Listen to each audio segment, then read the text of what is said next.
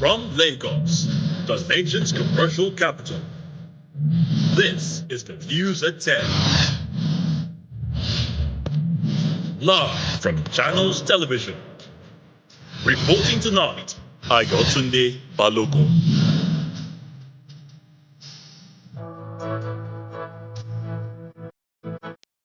Hello and welcome. Tonight, the Senate confirms Honorable Justice Kudirat Kekereekun as the Chief Justice of Nigeria. Justice Kekereekun vows to ensure zero tolerance for corruption and foster integrity within the judiciary.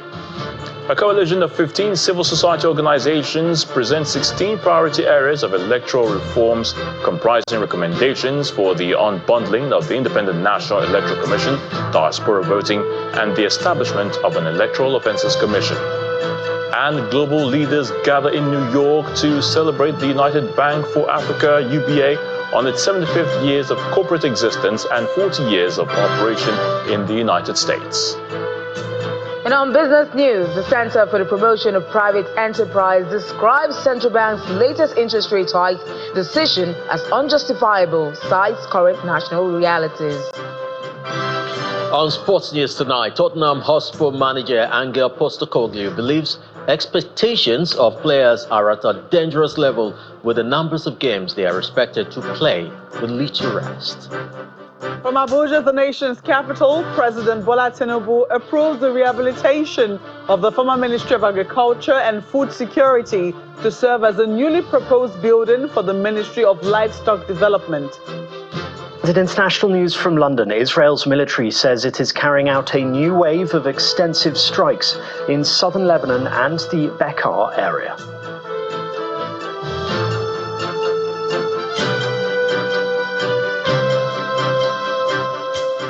We begin from the upper legislative chamber, where the Senate has confirmed the appointment of Justice Kudirat Kekereekun as the substantive Chief Justice of Nigeria. The confirmation follows the conclusion of the screening process by lawmakers. Justice Kekereekun pledged to uphold the integrity of the judiciary, the rule of law, defend the Constitution, and ensure zero tolerance for corruption. Our National Assembly correspondent, Gloria Umezoke, reports. Lawmakers reconvene on the second day of plenary for the week, with the fundamental business of the day being the confirmation of appointment of Justice Kudirat Kekereekun as the Chief Justice of Nigeria. The Senate then suspends its rules to admit the acting CJN, who is accompanied by other senior judicial officers.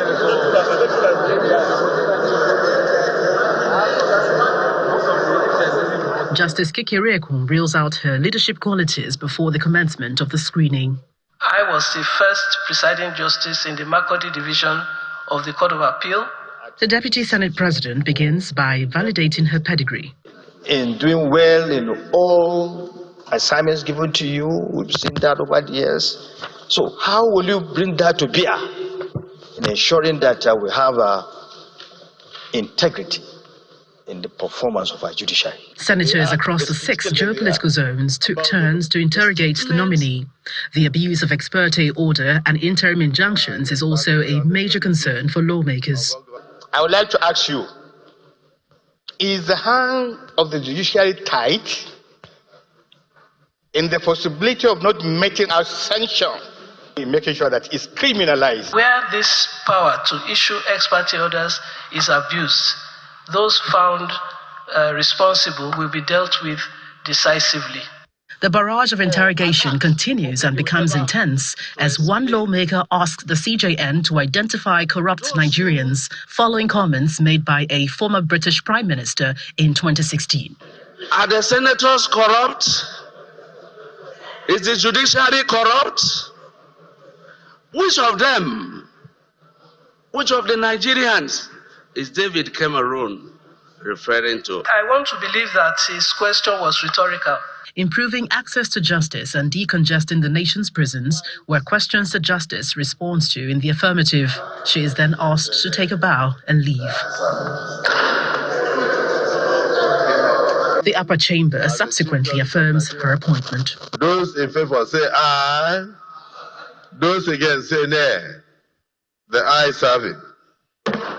The latest confirmation by the lawmakers ramps up anticipation for more cogent reforms within the judiciary that would benefit both the rich and the poor. Meanwhile, the Senate has scaled through second reading a bill seeking approval of 288 billion naira for the FCT supplementary budget. From the National Assembly, Gloria Omezuke, Channels Television News. Justice Mohammed Idris of the FCT High Court is seeking the support of members of the bench in enthroning justice, equity and fairness to all. Justice Idris, who represented the Chief Justice of Nigeria at an induction ceremony for the newly appointed Senior Advocates of Nigeria, explains that their role remains key to building confidence to the nation's peace and stability. 87 lawyers were recently appointed as Senior Advocates of Nigeria. Justice Emeka Nwite of the Federal High Court Abuja has adjourned the suit filed by the Economic and Financial Crimes Commission, the EFCC, against the immediate past governor of Kogi State, Yahaya Bello, to October the 30th this year. The adjournment came as ex-Governor Bello moved to the Supreme Court to file an appeal seeking to set aside the arrest warrant issued by the trial court on April the 17th. At the day's proceedings, the counsel to Mr. Bello drew the court's attention to the fact that the issue of arraignment of the defendant was the subject matter of an appeal already entered by him at the Supreme Court. He adds that the appropriate thing to do was to wait for the decision of the Supreme Court in the aforesaid appeal before taking any step for arraignment. The counsel for the EFCC and Senior Advocate of Nigeria, Kemi Pinheiro, however, told the court that the defendant's counsels were turning the court into a place for entertainment. He adds that an appeal that the defendant filed at the Court of Appeal disputing the mode of service of the charge and proof of evidence on their counsel was dismissed by the Court of Appeal on August the 28th this year. Justice Nwite said with the submission made by the counsel, he would have to decide the issues raised in one way or the other. He then subsequently adjourned the matter to October the 30th for ruling and arraignment.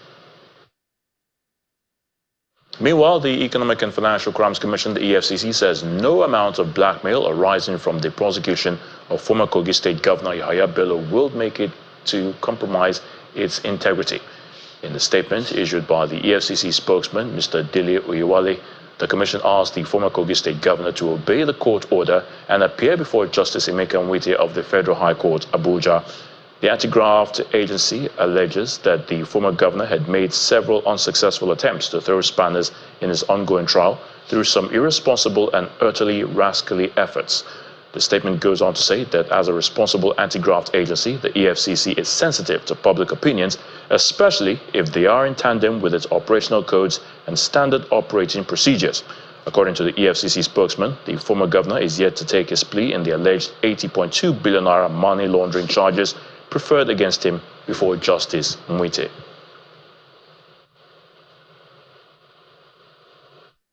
Of course, Justice Peter Lifu of the Federal High Court Abuja has restrained the governors of the People's Democratic Party, its National Working Committee and Board of Trustees from tampering with or dissolving the executive committees of the party in Rivers State. The court also restrained them from constituting any interim committee to replace the officers of the party at the state, local governments and ward levels who are pro-Nyesom Wike in Rivers. Justice Lifu gave the order while delivering ruling in an ex parte application brought before him by the PDP Rivers State Executive Committee, led by Mr. Aaron Chukwuemeka and his counterparts at the local governments and ward levels. Justice Lifu also ordered the PDP national body and others not to tamper with or dissolve the local governments and ward leadership of the PDP in the state, who were said to have been elected along with the State Executive Committee this year at various congresses of the party. In an enrolled order, the court made it clear that on no ground shall the tenure of the Rivers PDP Executive Committees at the state, local governments and the wards be truncated by the defendants.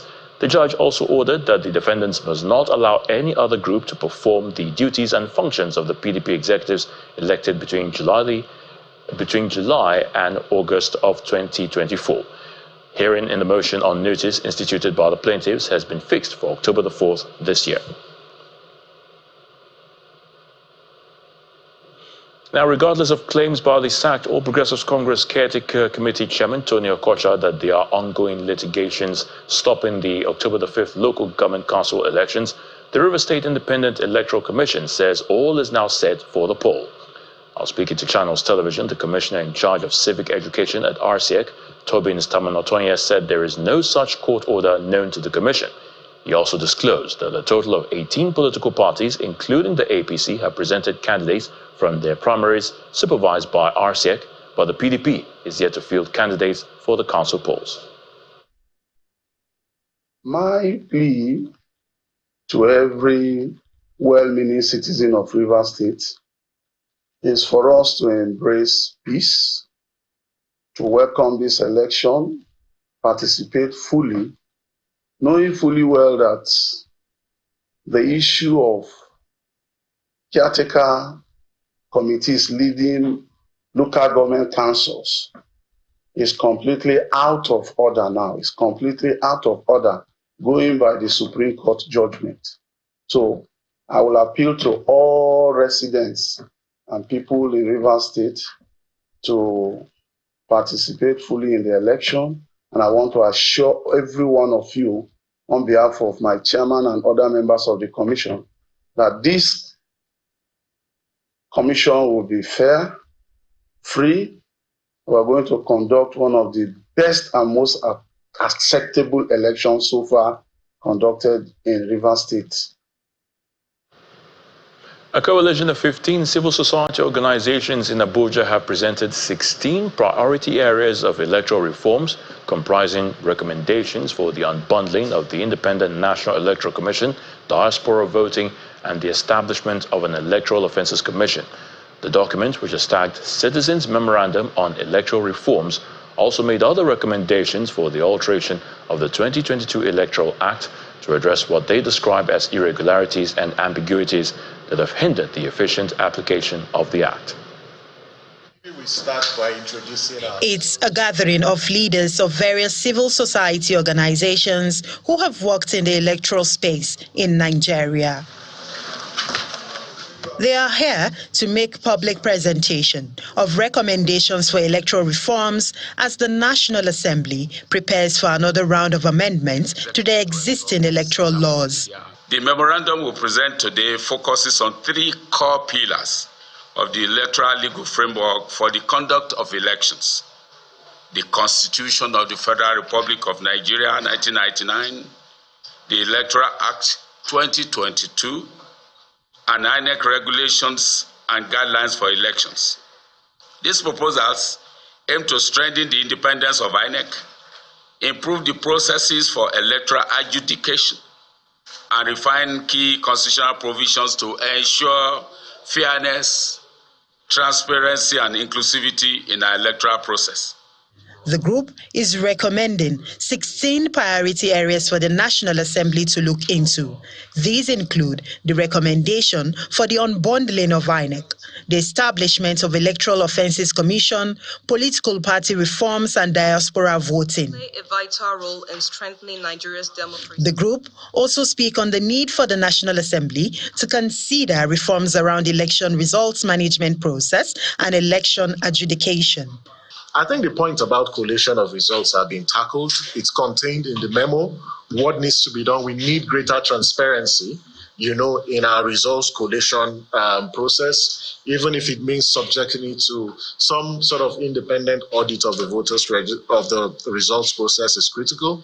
In this memo, we also have provisions around how to strengthen the election adjudication process, and more importantly, we've advanced detailed recommendations on issues relating to the timelines for concluding election disputes. We also look at the need for the courts to, in the course of addressing or resolving electoral disputes, be guided by certain democratic values and principles.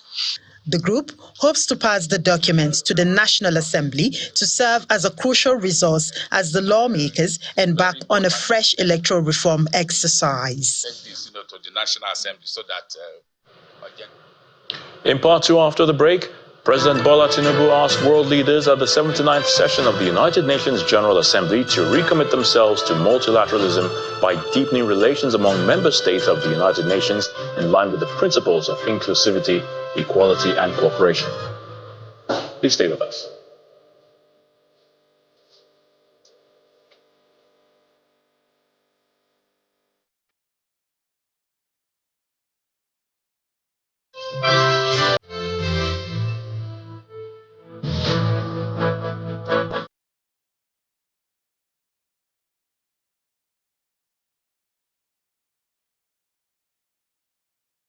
Welcome back. If you've just joined us, you're watching the news at 10 on Channels Television, broadcasting live from Lagos. A reminder of our top stories. The Senate confirms Honorable Justice Kudirat Kekereekun as the Chief Justice of Nigeria. Justice Kekereekun vows to ensure zero tolerance for corruption and foster integrity within the judiciary. A coalition of 15 civil society organizations presents 16 priority areas of electoral reforms, comprising recommendations for the unbundling of the Independent National Electoral Commission, diaspora voting, and the establishment of an Electoral Offences Commission. And global leaders gather in New York to celebrate the United Bank for Africa UBA on its 75th years of corporate existence and 40 years of operation in the United States.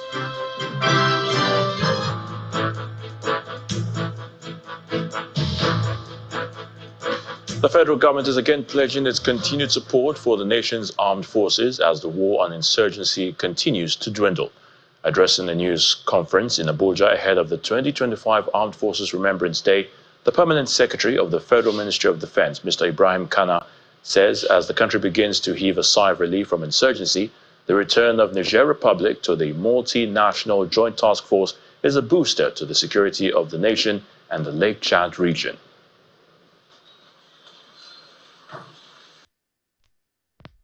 Owing to the onslaughts on insurgents, the armed forces had degraded their capacity, necessitating the surrender of more than 100,000 insurgents and the elimination of their top commanders, as you can see lately in the news. In consolidating efforts to end insurgency, the Nigerian Armed Forces, led by the Chief of Defense Staff, has recently got the Republic of Niger back into the multinational joint task force, which indeed is a very, very positive stride in the area of military diplomacy. Indeed, this will no doubt help in securing our very extensive border with that country, as well as contribute to the overall effectiveness of the joint task force. Thanks to the renewed vigor, incidences of security breaches have been reduced by an estimated 65% across the country, and the armed forces will continue until the nation achieves insignificant level of breaches on its security. In the same vein, oil production has received a boost as the country's production has doubled from the level obtainable last year. There is hope of achieving a 2 million barrel per day output before the end of 2024, and that will boost our economy generally. It is gladdening to note that scores of insurgents have been surrendering and renouncing terrorism. Staying with security, and the House of Representatives will hold a Legislative Security Summit in the last quarter of the year. This was contained in the speech by the Speaker, Tajuddin Abbas, to welcome lawmakers from their annual recess. The Speaker says legislative reforms that could improve interagency collaboration, improved use of technology to combat insecurity would be prioritized in the remaining sessions of the 10th House. Meanwhile, the House is to carry out an urgent investigation on the intermittent tremor in parts of the FCT. Our correspondent, Terry Kumi, reports. After 7 weeks, Parliament resumes from its annual recess.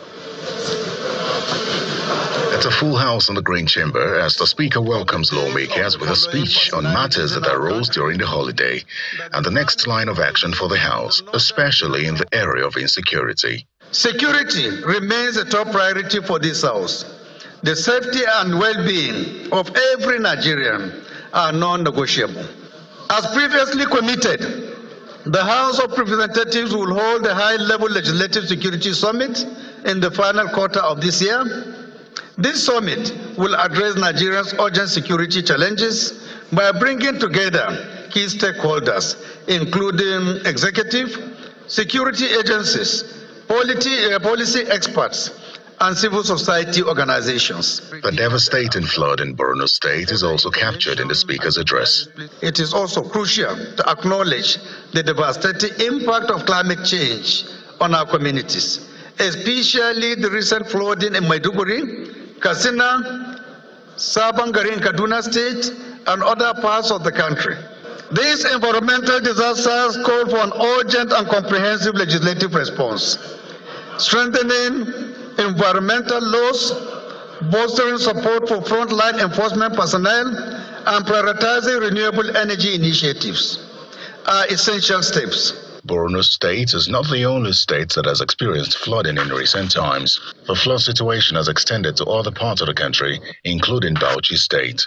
Worried that destruction caused by the flood had adversely affected businesses, academic activities, and social academic activities in those areas, call on the authorities concerned to come to the rescue of the situation. The House had sent a delegation to Borno State to condole with the government and people, as well as made a 100 million naira donation in support of the displaced persons. This House is aware. Meanwhile, another matter of urgent national importance is raised by the minority leader on the intermittent tremor in some parts of the Federal Capital Territory. The House is concerned that by recent reports from the media and private residents in various districts in Abuja, such as Mpape, Maitama, and Gwarimpa, who have experienced intermittent tremors and vibrations over the past few months. The House is disturbed that despite investigations, there appears to be no conclusive explanation for these occurrences. There is growing fear among the residents that these tremors could be a precursor to a more significant seismic event or structural damages to properties. The matter is referred to the Committees on Environment and Federal Capital Territory for prompt investigation. Terry Ikumi, Channels Television News.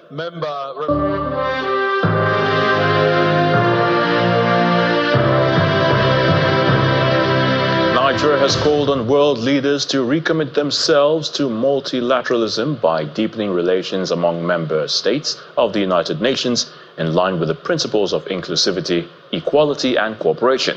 Nigeria's Vice President Kashim Shettima made the call while addressing world leaders during the general debate of the ongoing 79th session of the United Nations General Assembly at the UN headquarters in New York, United States.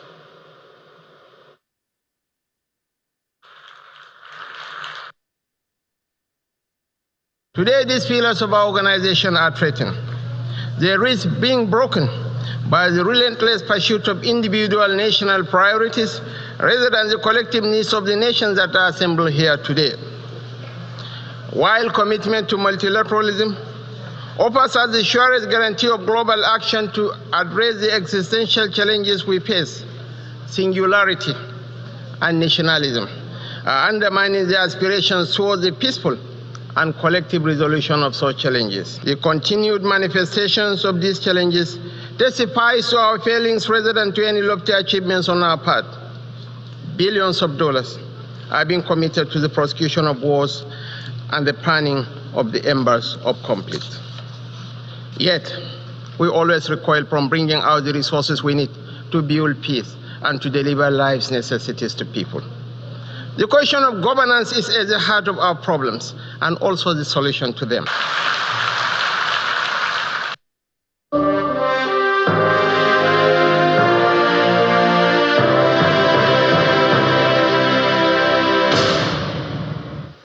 Back home in Nigeria, the Minister of Interior, Mr. Olubomi Tunjojo, has directed an unconditional and comprehensive investigation into the allegations of bribery and corruption within the Nigerian Correctional Service. A statement issued by the SA Media and Publicity to the Minister, Mr. Babatunde Alao, says the Minister unequivocally condemned the alleged reprehensible behavior, emphasizing that any form of indiscipline, unprofessionalism, and corruption will be met with zero tolerance and severe consequences within the paramilitary service or services under his purview. The Minister has also called for a special investigative team headed by the Permanent Secretary of the Ministry of Interior, Dr. Magdalene Ajani, to probe these allegations and submit a comprehensive report. The Minister reassures the public that the investigation will be rigorous, transparent, and impartial, and that appropriate disciplinary action will be taken against any personnel found guilty. At least 12 persons have been confirmed dead as a result of the outbreak of cholera in 4 local government areas of Adamawa State. The State Commissioner for Health, Mr. Felix Tangwami, confirmed the figure at a media briefing in Yola, the Adamawa State capital. The latest outbreak of cholera in Adamawa State has been attributed to the flooding in some communities, including poor hygiene.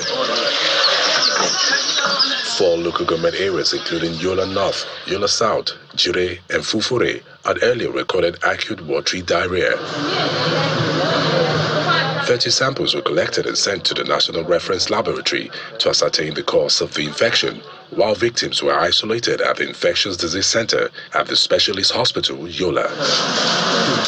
After a meeting of critical healthcare providers in the state government provides more details on the outbreak.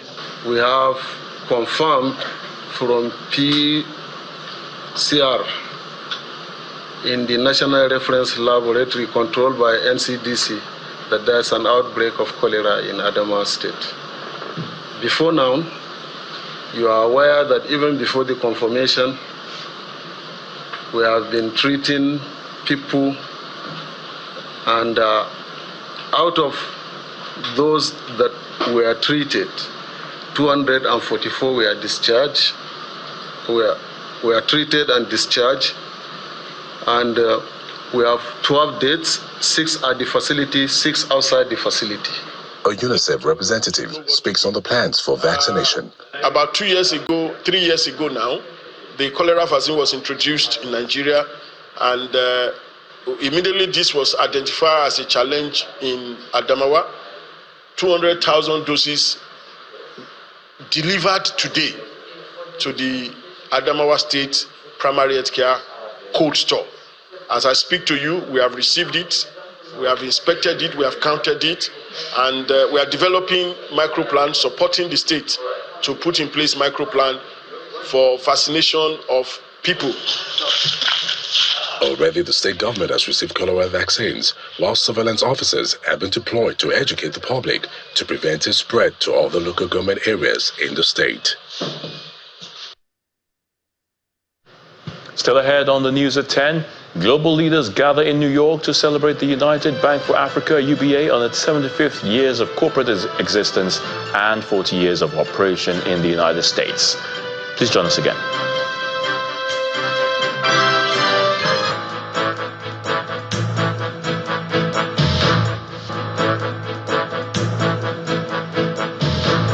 Welcome back. So let's head to the nation's capital now, where Markwe Ogun Yusuf is standing by to give us the very latest from our Abuja studios. Hello, Markwe. Over to you. Hello, Ayo. Well, we'll start off with a story that has long been whispered, but is now being confirmed. President Bola Tinubu has expressed a desire to reshuffle his cabinet. The special advisor to the president on information and strategy, Mr. Bayo Onanuga, confirmed this to State House correspondents while briefing them on some national issues at the presidential villa. He notes that contrary to insinuations in some quarters, the current government has recorded significant achievements in its quest to transform the economy, which members of the public are unaware of. Mr. Onanuga notes that President Tinubu has ordered his ministers to ensure that they engage the public by publicizing what the government is doing in their various ministries. He, however, explains that he does not have a timeline for the cabinet reshuffle. Explaining further on the reason for President Tinubu's decision, the Senior Special Assistant to the President on Digital Strategy, Engagement and Communications, Otega Ogra, says it's based on empirical evidence. Mr. Ogra notes that during the retreat that was organized for the ministers shortly after their inauguration, President Tinubu had made it clear that there will be periodic reviews of their performance, and the review would guide the president's decision.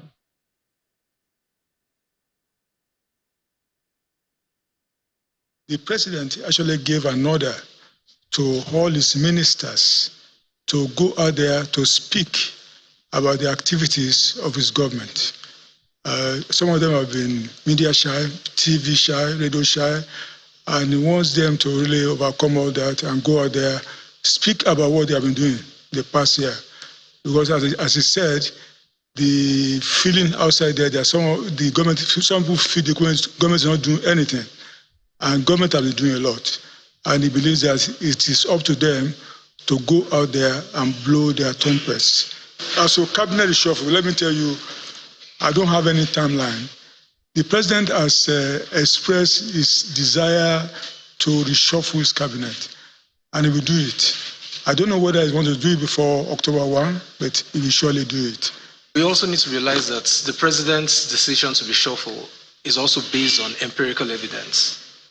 You know, he has said it when he was doing the retreat for the ministers that it was going to, they were going to have periodic reviews, and the decisions that are extracted from those reviews will be used to make that final decision.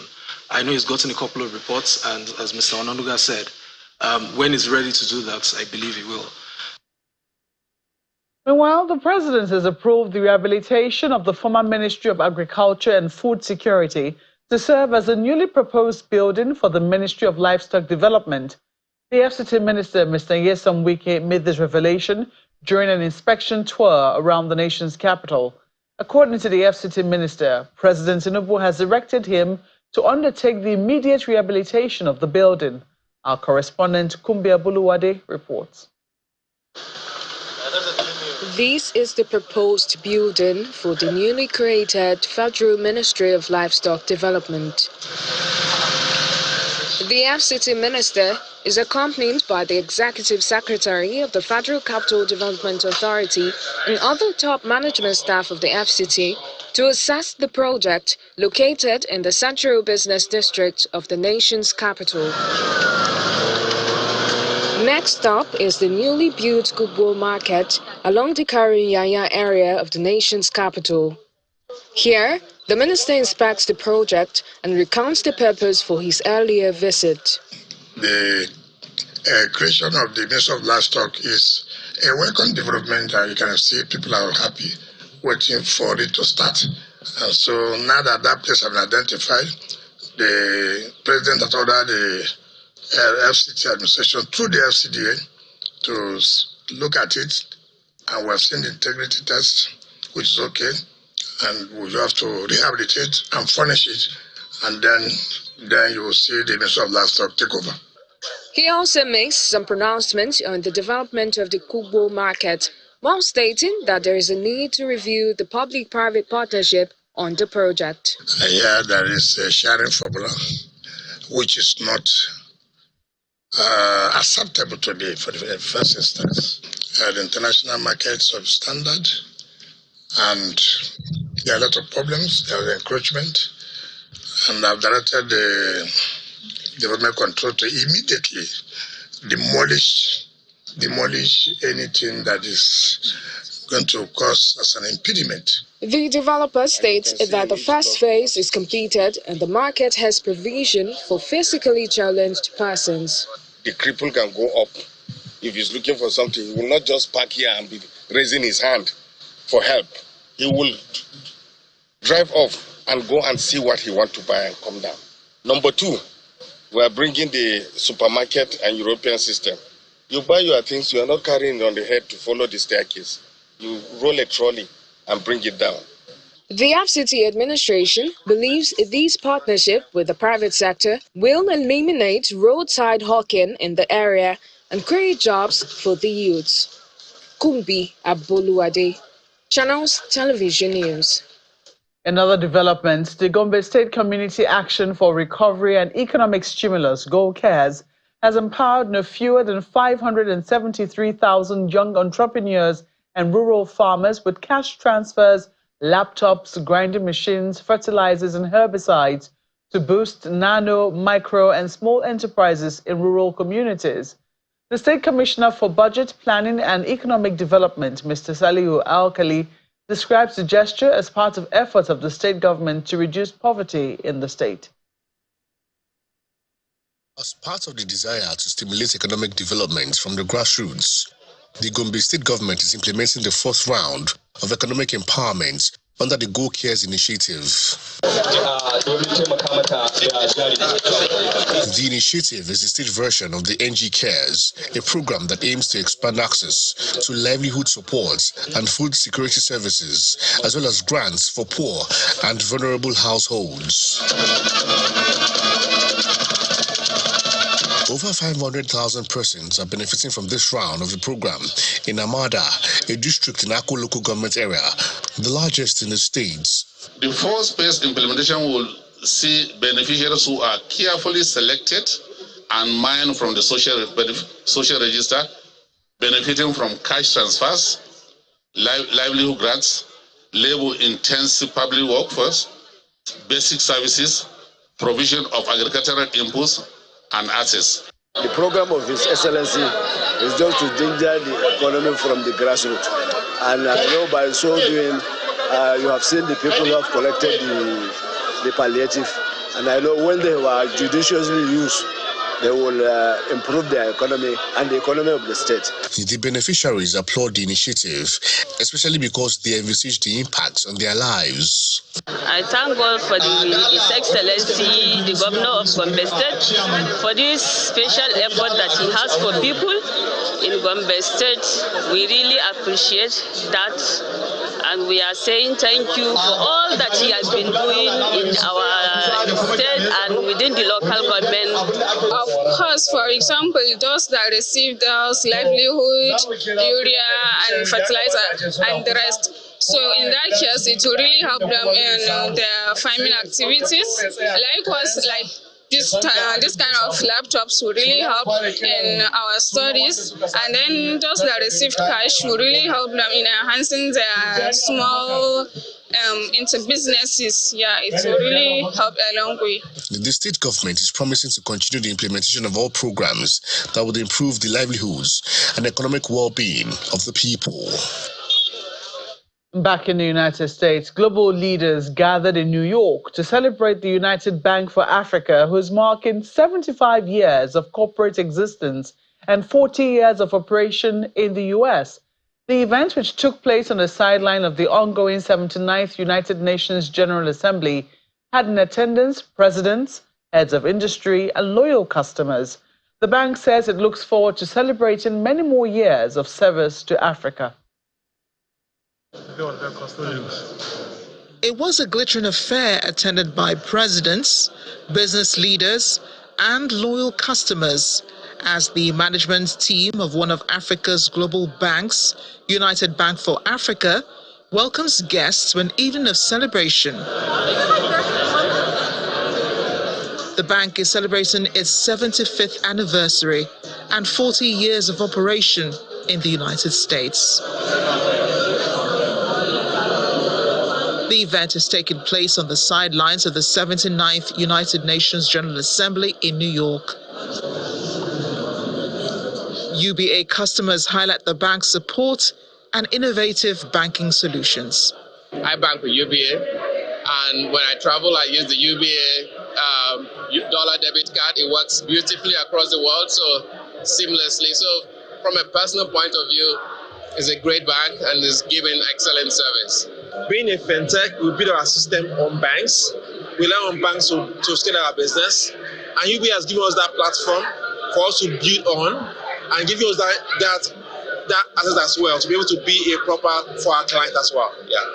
While it was an evening filled with fun, it was also an evening of words of encouragement for UBA.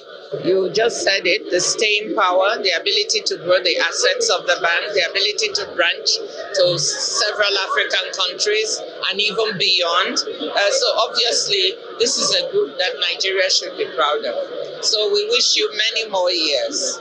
For the chairman of the bank, it's a time of gratitude and setting sights on more years of service.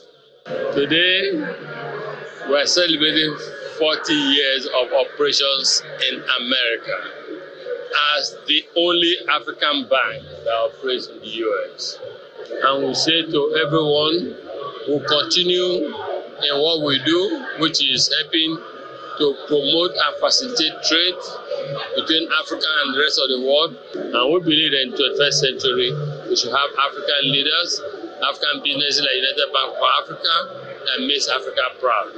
UBA pledges to continue driving economic growth from Africa to every part of the world. Well, congratulations to UBA.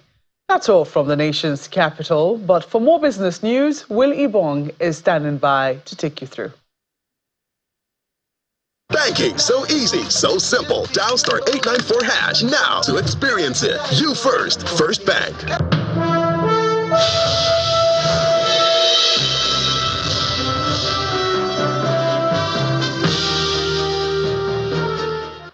Thank you, Malpe.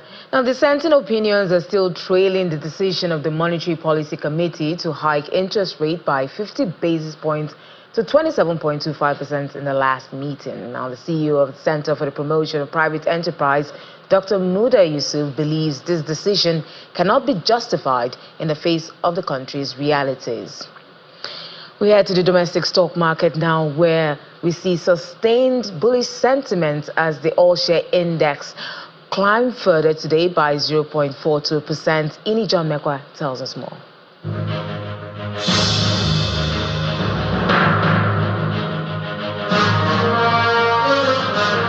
Good evening, everyone. Welcome to the Stock Market Report. Well, 24 hours after that unexpected 50 basis point hike on the NPR in Nigeria, the NGX is still surging. I wonder if we could connect it, because when we look at the market mover for today, Seplat Energy. So Seplat opened at 3,730 naira 10 kobo, but closed at 4,103 naira 10 kobo. Now, word on the street, not yet confirmed officially, is that the divestment of 100% interest in mobile producing Nigeria to Seplat may be getting some green light, and so that may be driving investors' interest there. We'll wait for that confirmation, but let's look at the other parts of the market, the sectors now, and see what's going on. So we see banking, after surging yesterday, the Fugas had some profit taking today, so it's down 0.70%. Consumer goods also recovered 0.5%. Now, Flour Mill is another company that's in the news. We hear of delisting. That is official, that they'll be delisting. So we see, I think investors are trying to catch on before they lose out of that. Oil and gas, of course, as we discussed earlier, Seplat driving that 3.27% in the green. So as expected today, it's a green market for the NGX. 241 billion naira added to the market cap, 56.881 trillion naira, and getting close to 99 for 1,000 level. And of course, the bull is very happy about this.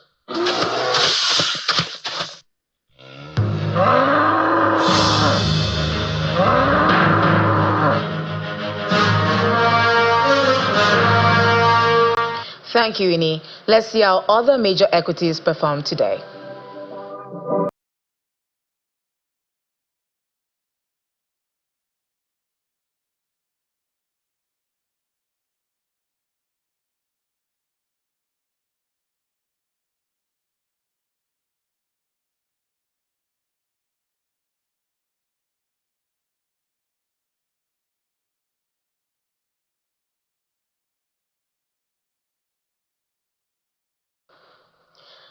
And that's a wrap on business. It's back to Ayotunde for the rest of the news at 10. Banking, so easy, so simple. Dial star 894 hash now to experience it. You first, First Bank. Many thanks, Will. Here's Simon Pusey with our international news and around the world in 5. Good evening and welcome to the channel's studios here in London with your international news around the world in 5. Israel's military is carrying out a new wave of extensive strikes in southern Lebanon and the Bekaa area.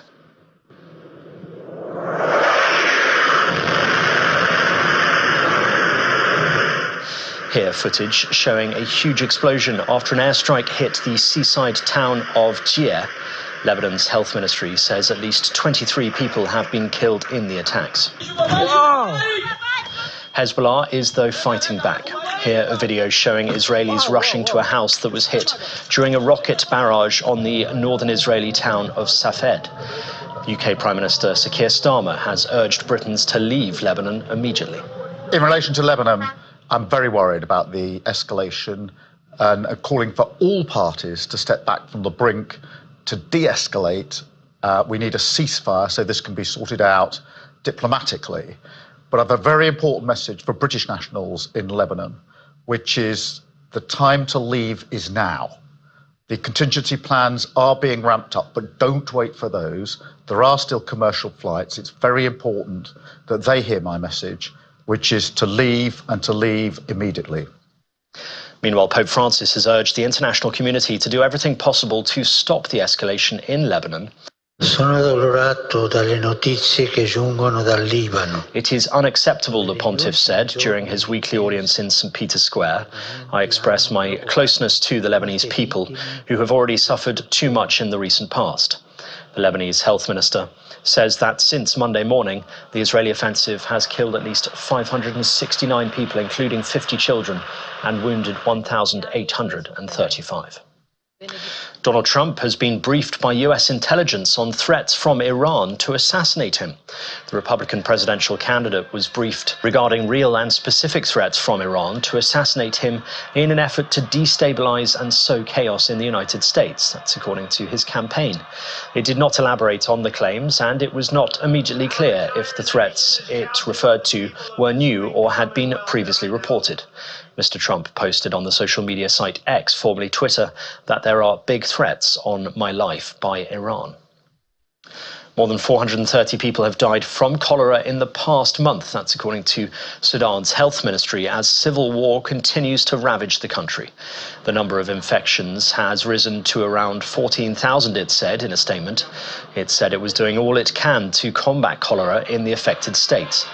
Medical charity Doctors Without Borders has reported that they are regularly obstructed by both warring parties. Sudan has been embroiled in a war since the army and the Rapid Support Forces began a vicious struggle for power in April 2023, leading to what the UN has called one of the world's worst humanitarian crises. Residents have been helping firefighters combat a massive wildfire that broke out in the Ecuadorian capital, engulfing the city in a thick layer of smoke. The fire started in northern Quito and spread across multiple areas. The mayor of Quito, Pavel Munoz, urged citizens to keep roads and streets clear so that fire brigades could move through the city to combat the 5 hotspots. Catalan regional police have charged at housing rights protesters attempting to enter an international real estate fair.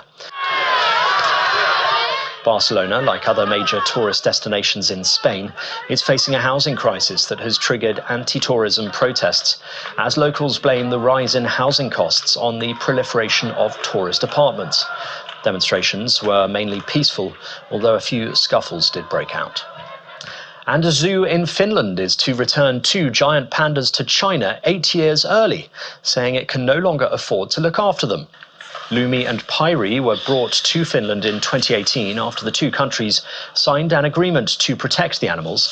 They were meant to stay in the Nordic country for 15 years, but will be sent home in November, with Atari Zoo blaming inflation and debt linked to the COVID pandemic as reasons for the pandas' eviction.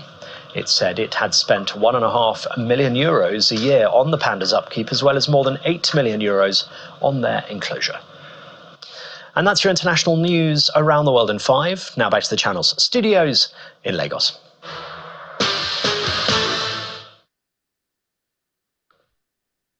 Thank you, Simon. Welcome to Sports News. We begin with the Nigeria Premier Football League, where champions Enugu Rangers pipped Ikorodu City 1-0 and Enyimba defeated Lobi Stars 2-1 in rescheduled games earlier today. Chinemerem Ugueze scored Rangers' lone goal in the 25th minute, while Enyimba raced into a 2-0 lead with goals from Chinedu Ofere and Eze after 16 minutes before Wahid Adebayo netted Lobi's consolation goal in the 36th minute. And Tottenham Hotspur coach Ange Postecoglou feels that the workload put on top players has reached dangerous levels. Postecoglou said he feared that players would get injured due to the amount of games they are expected to play and the lack of rest time. And 4-time Grand Slam champion Naomi Osaka says she does not want to have regret after confirming she teamed up with Serena Williams' former coach Patrick Mouratoglou. The former world #1 defeated Lucia Bronzetti of Italy 6-3, 6-2 in the first round of the China Open with a Frenchman in a player's box.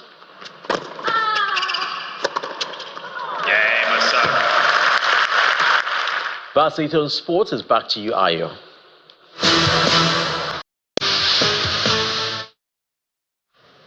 Thank you, Chris. And the main news again. The Senate has confirmed Honorable Justice Kudirat Kekereekun as the Chief Justice of Nigeria. Justice Kekereekun has vowed to ensure zero tolerance for corruption and to foster integrity within the judiciary. A coalition of 15 civil society organizations have presented 16 priority areas of electoral reforms comprising recommendations for the unbundling of INEC, diaspora voting, and the establishment of an Electoral Offences Commission. And that's news at 10 tonight. Thank you so much for watching. I'm Ayo Tunde Balogun. Have a good night and please stay safe.